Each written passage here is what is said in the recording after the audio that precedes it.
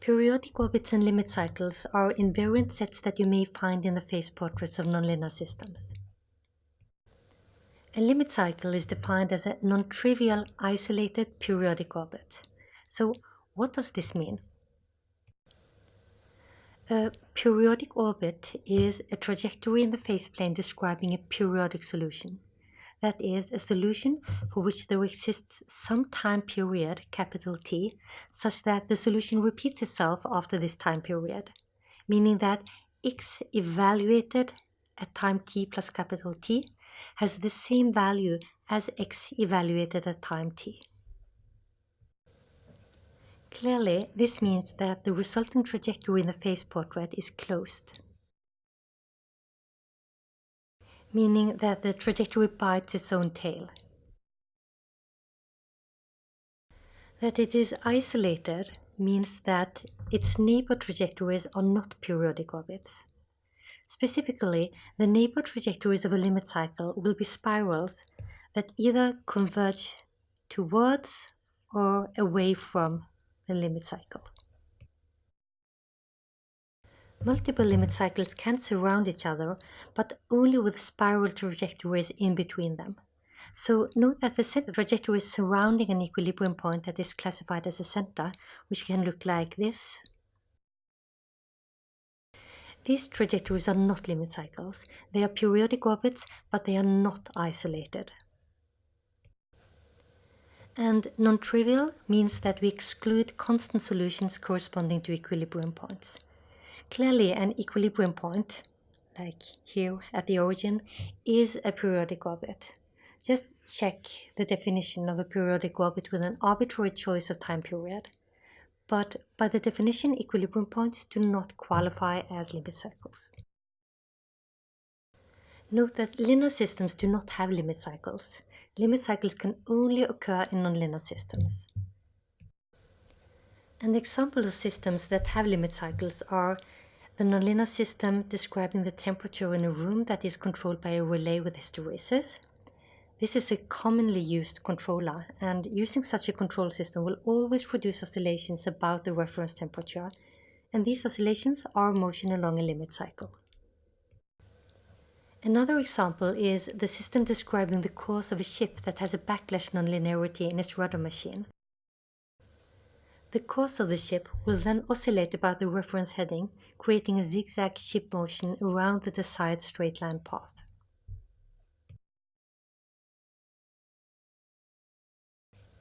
And limit cycles are also generated by electronic oscillators, which can be described by van der Poel's equation as we discussed in the video about nonlinear versus linear systems and stable periodic solutions. In this video, you will learn 3 criteria to analyze if periodic orbits, including limit cycles, can exist in a system. The first one is Poincaré-Bendixsen's criterion. All the criteria consider second-order time-invariant systems, which can be written in this form here, and where f is continuously differentiable.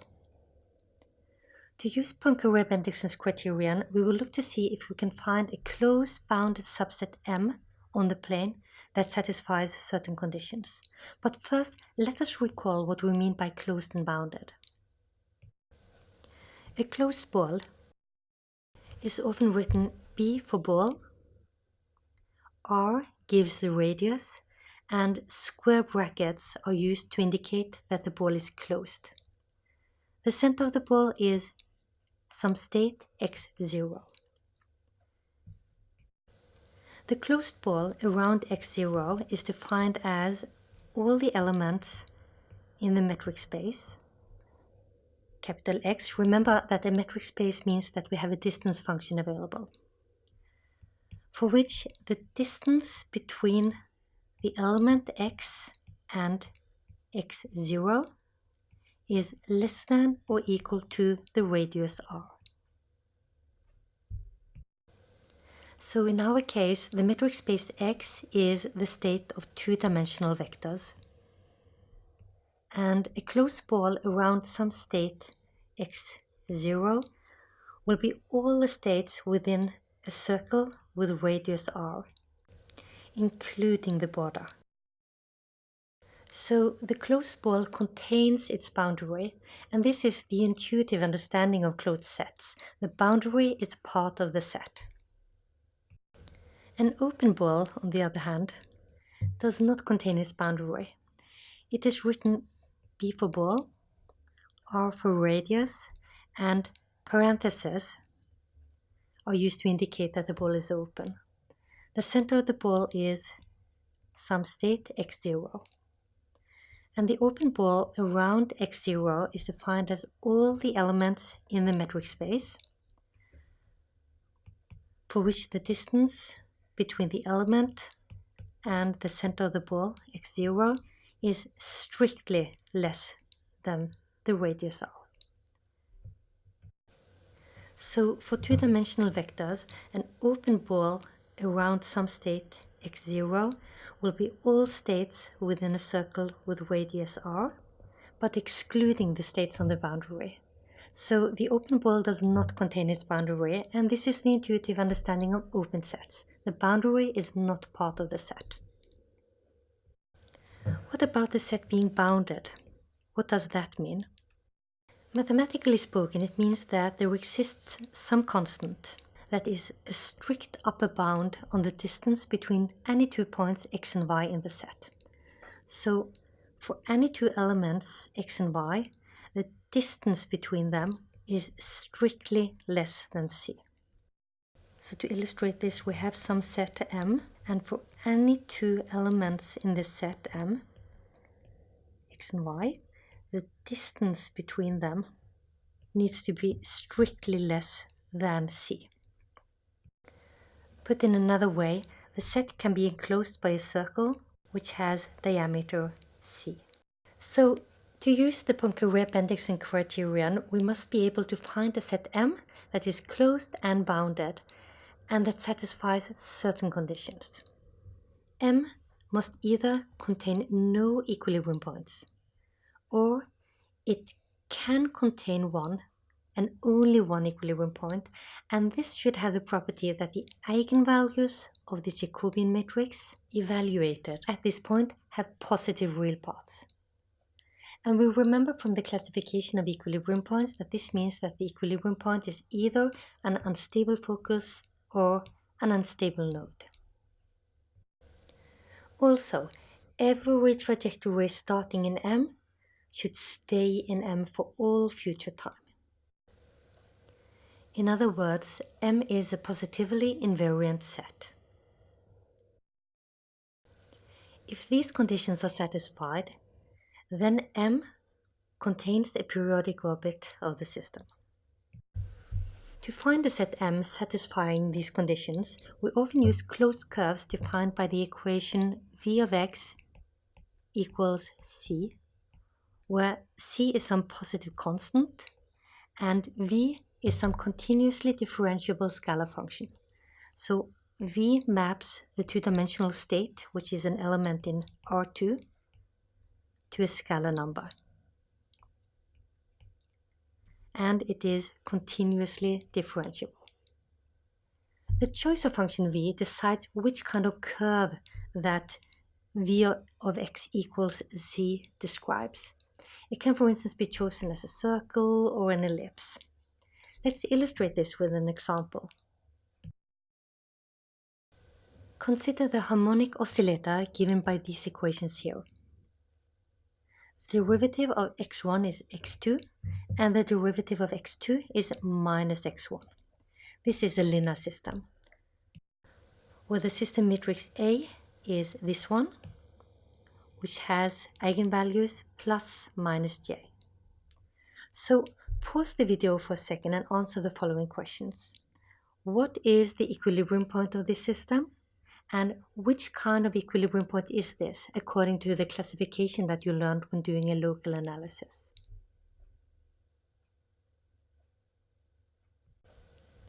The equilibrium point is the origin. We can see this by setting the right-hand side of the differential equation to 0. The only solution of this is x1 and x2 both being 0. Alternatively, we can notice that the system matrix here is non-singular. Remember that the square matrix is non-singular if and only if its determinant is non-zero. And from linear methods, we know that when a matrix is non-singular, then the only solution to this matrix multiplied by x being 0 is that x is 0. The equilibrium point is a center because the system matrix has complex eigenvalues and the real part is 0. So we know what the phase portrait of this equilibrium point looks like. It will be something like this, with multiple periodic orbits surrounding the equilibrium point at the origin. So for this simple linear example, we already know that there exists periodic orbits, but we will use it as a simple example to illustrate how to use Poincare-Webb-Anderson's criterion. The first thing we do is to choose a continuously differentiable function v to create closed curves which we seek to trap the system trajectories within. Remember, the second condition of the Poincare-Webb-Anderson's criterion says that every trajectory starting in M should stay in M for all future time. So we want to find a set M that the trajectories are trapped within, and we use the function v to define the border of this set. What this border should be, how the function v should be chosen, will vary from system to system, and it may take some trial and error to find one that works. Often we start with a simple circle, choosing v of x equal to x1 squared plus x2 squared. And then v being equal to a constant c will describe a circle. Like this. And each different constant c will give a different circle. Choosing a larger value of c gives a circle with larger radius. Let us try if the set M being all states x in R2 such that v of x is less than or equal to c. Let's see if this set satisfies the conditions in the Poincare-Webb-Anderson criterion. If c has the value c2, this is the set of all states within the closed ball with radius c2. The set is a closed ball, including its boundary, so it is both a closed and bounded subset of the plane. Later, when you learn about Lyapunov's direct method, you will learn more about choosing functions v such that this set is closed and bounded. The second thing we do is to check whether the trajectories of the system are trapped inside this set M. To check this, we'll calculate the directional derivative of the function v along the vector field f. Specifically, we analyze how the function v varies with time when the system is on the curve that we have chosen to define the border of M. By the chain rule, the time derivative of v of x is the derivative of v with respect to x times the derivative of x with respect to t. And this is the gradient of v, which we write like this. And the derivative of x with respect to t is given by the system equations. This is f. And this is the directional derivative of the function v along the vector field f, which you have probably learned about in calculus. It describes how v changes in the direction of the vector f, that is how the function v changes along the trajectories of the system. And since we're interested in checking whether the trajectories are trapped within our set M, we evaluate how v changes along the trajectories of the system when the system is at the border of this set. That is, when x is in this set here, where v is exactly identical to c. If the directional derivative on the border is negative, then that means that the value of v decreases along f. In other words, the vector field f points inward into the set M. This means that the system trajectories will bring the system towards smaller values of v, that is, towards circles of smaller radius, meaning that the trajectories are trapped within the set M. If the directional derivative is 0, then this means that the value of v is constant along the vector field. In other words, the vector field is tangent to the border. Also, this means that the trajectories will stay in the set M, since they will stay on the border, and the border is included in the set M. If the directional derivative is strictly positive, on the other hand, then this means that the value of v will increase along the vector field f. In other words, that the vector field f points outward at some point on the boundary of M is the only way that the trajectories can leave the set. And therefore, for a set on this form that we are considering, M being all the states in the plane, such that the value of v is less than or equal to some constant c, where c is some positive constant. Trajectories are trapped inside M if the directional derivative is less than or equal than 0 on the boundary. So let us continue with our example. We have chosen the function v such that v equals some constant c gives circles. The second thing to do is to calculate the directional derivative on the border of M, that is, where v equals c, and check whether this is negative or 0. What I would like you to do now is to pause the video and find the directional derivative of v on the border of M. The gradient of v is the derivative of v with respect to x, which is a row vector with the derivative of v with respect to x1, which for our v is 2 times x1, and the derivative of v with respect to x2, which for our v is 2 times x2.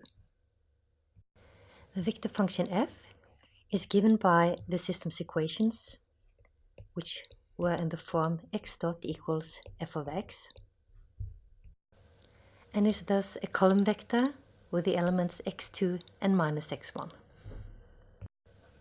When we multiply these together, we get 2x1 times x2 plus 2x2 times minus x1, which is identically 0. This means that the vector field f is parallel to the boundary, regardless of the value of c. So, regardless of the radius of the circle given by v equals c, when the state x is on this circle border, it will stay on the border for all future time. And this is of course because the equilibrium point is a center surrounded by circle trajectories in this special example. So to conclude, the directional derivative satisfies the condition that we found for when the trajectories are trapped within the set. So trajectories in the set do not leave the set. So we have a closed and bounded set here, which is our candidate for M, and this is positively invariant. What remains to check is the first condition of the Poincare-Bendixsen's criterion.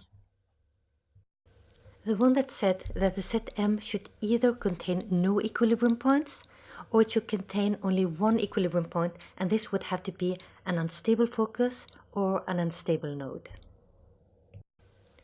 What do we have? We have one equilibrium point in our set at the origin, but this is a center. So the set M that we have found does not satisfy all the conditions of the Poincare-Bendixsen criterion. So the trajectories do not leave the set we proposed, but the set contains an equilibrium point, and this is not an unstable focus or node. Let's try another set as a candidate for M. How should this be different from our first choice? Well, the problem was that the set contained an equilibrium point of the wrong type. What we can do is that we can cut this equilibrium point out of the set. Specifically, we cut out a circle around the origin like this, and let M be the set of all states x for which the value of v lies between the two positive values c1 and C2, which represents this circle here and this outer circle here. So our new candidate for M is this shaded area here, including the boundaries.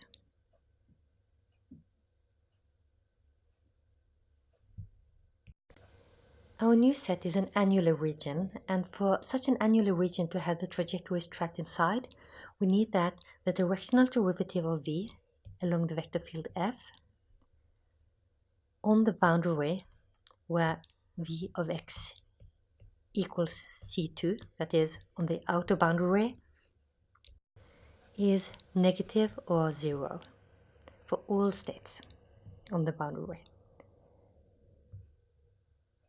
And it needs to be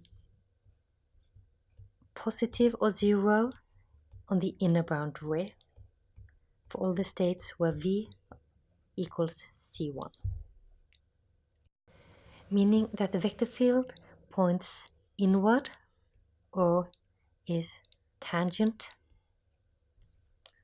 to the curve that defines the outer border, and outward or tangent to the curve that defines the inner border. For our example, we have seen that the directional derivative is 0 regardless of the value of c. So the vector field in our example is tangent to both borders, and this means that the trajectories within our new set M will stay in the set for all future time.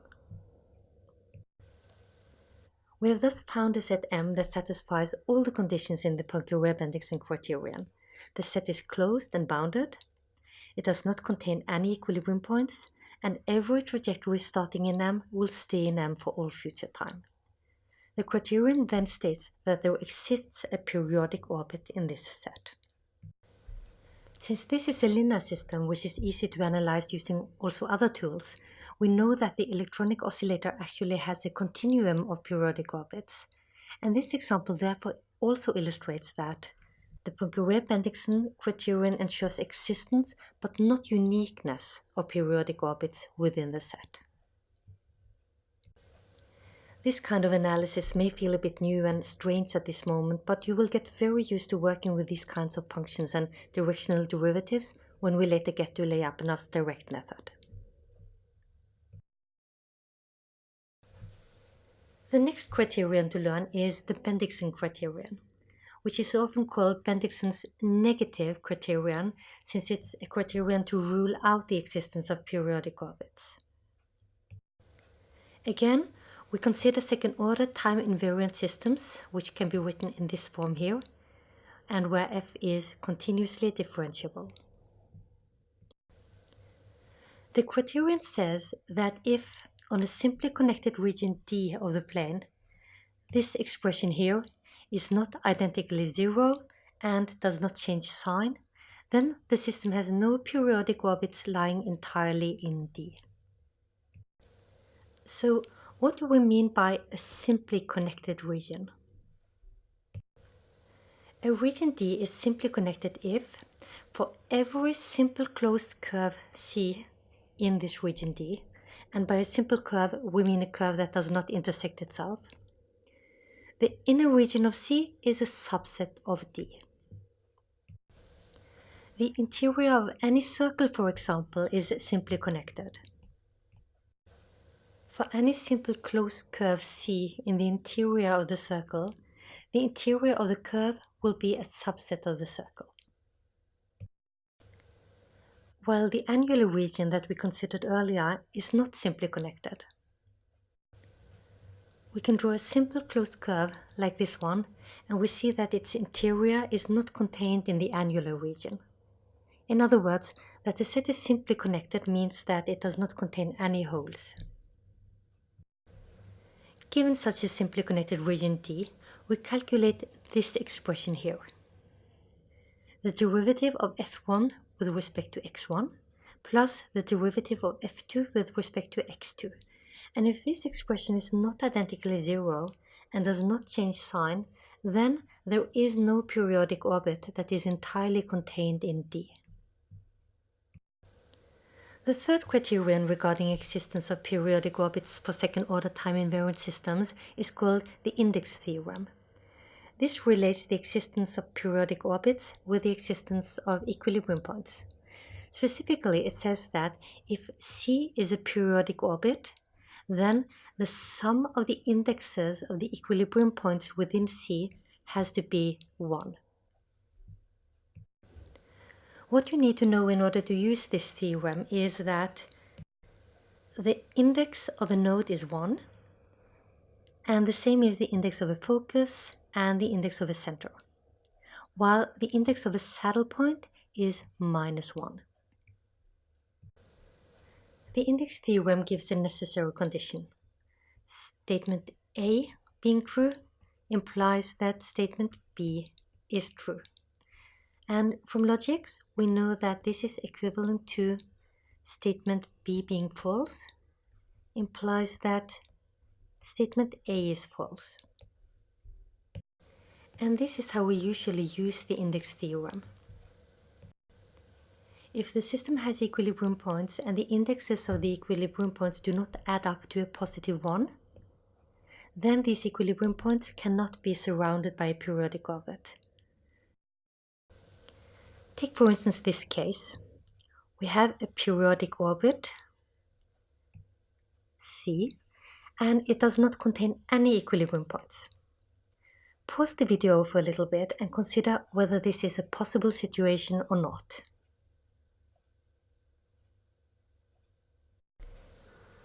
If there are no equilibrium points within this periodic orbit C, then the sum of the indexes of all the equilibrium points within C equals 0. So the second statement is false.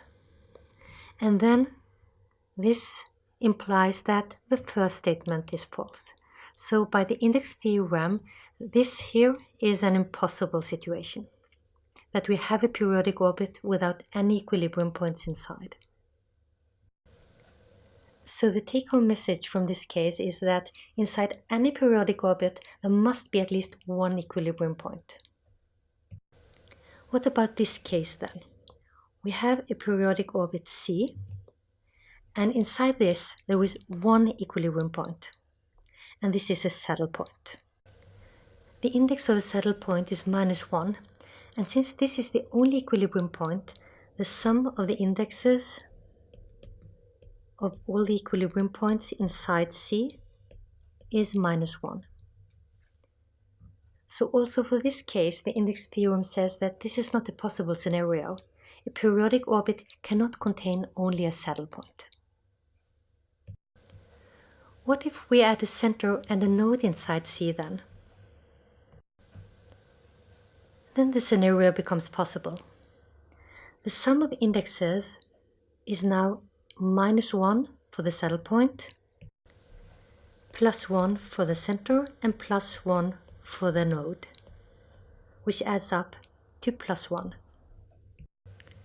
So by the index theorem, this here is a possible solution, but it is not in any way guaranteed that 3 such equilibrium points will be encircled by a periodic orbit, since there is no equivalence here. So the index theorem is usually used to rule out the existence of periodic orbits.